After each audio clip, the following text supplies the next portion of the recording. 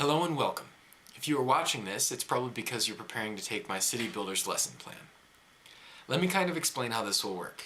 First, I'll begin with some information relevant to the lesson and content. Then I will go over how the lesson will work in class, followed by a brief example. And then I'll finish with some closing remarks. Let's get started. The first thing we'll go over are the 7 fundamental canons, or the engineering code of ethics.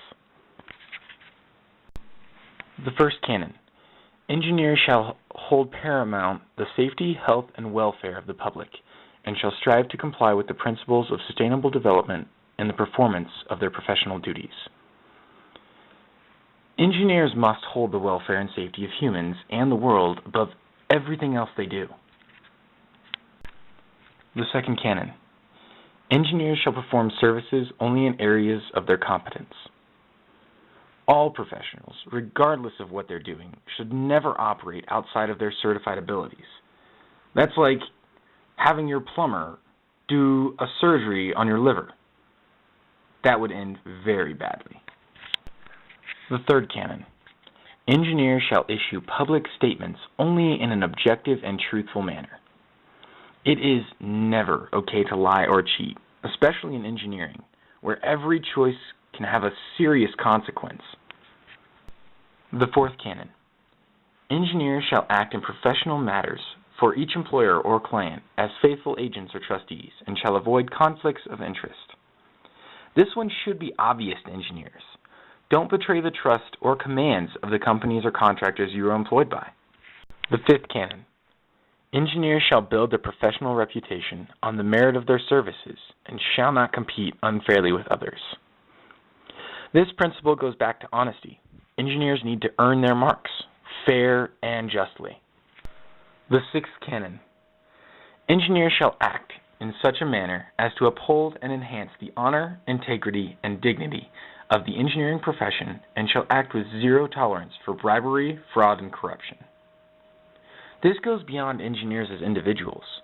When a single engineer acts in a manner unbefitting the code of ethics, the opinion of all engineers is hurt, and that's a very bad thing. And last but not least, the seventh canon: engineers shall continue their professional development throughout their careers, and shall provide opportunities for the professional development of those engineers under their supervision. Engineers should always seek to increase their abilities, both to open doors and to avoid performing services outside of their competence, which is part of the code of ethics. The next important piece of information goes back to the second canon: not operating outside of one's competencies. It is important that engineers of varying concentrations collaborate regularly.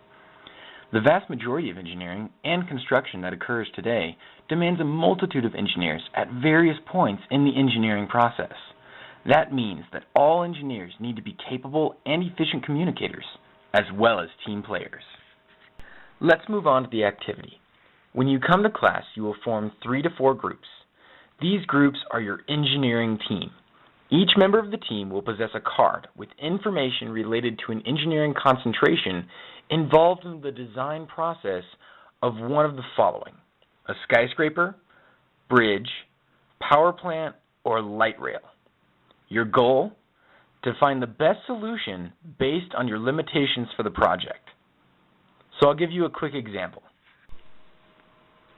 Suppose a team of chefs need to make the best pizza possible for a certain client.